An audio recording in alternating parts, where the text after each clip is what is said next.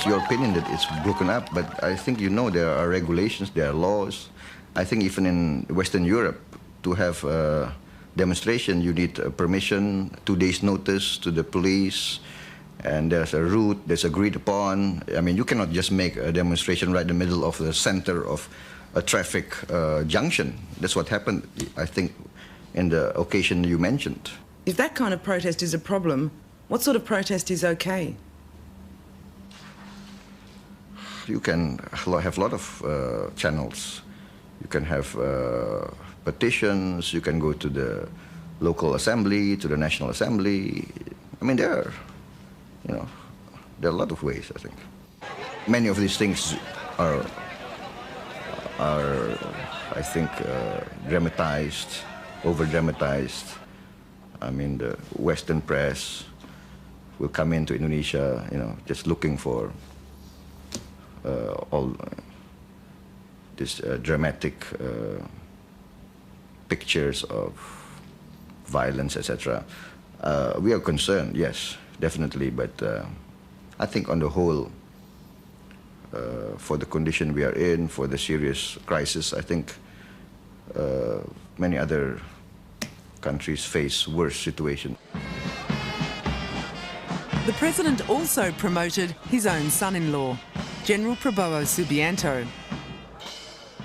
General Prabowo is now the commander of the largest and most powerful single unit in the armed forces. 37,000 soldiers are under his command. Ini dengan pangkat baru Pak, ya, harus menggambarkan. Okay. Everyone is keen to shake the general's hand and pass on their congratulations. But he's not without his enemies. General Prabowo's fast track up through the army ranks is widely resented.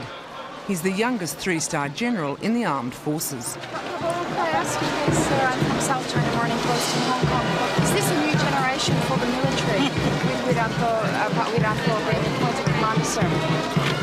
You can say that. It's I think, a younger generation. But we've served on the average 28 years, so we're not that young, Prabowo paints himself as open to change. Is there any section within the armed forces who feel a growing sympathy for a more democratic system in Indonesia? I think the younger generation in the officer corps, I think, are more aware of the trends and the aspirations that are going around in society. So I think we will try to accommodate and try to be loyal to the aspirations of our people. Yeah, and I think there is room for more improvement in a lot of our institution building. If the situation does get worse, seriously worse in this country though, is there a point at which it would be better to change leadership? I think we have a mechanism, we have a constitutional system that we have carried out in history. I think we will maintain that system and that mechanism.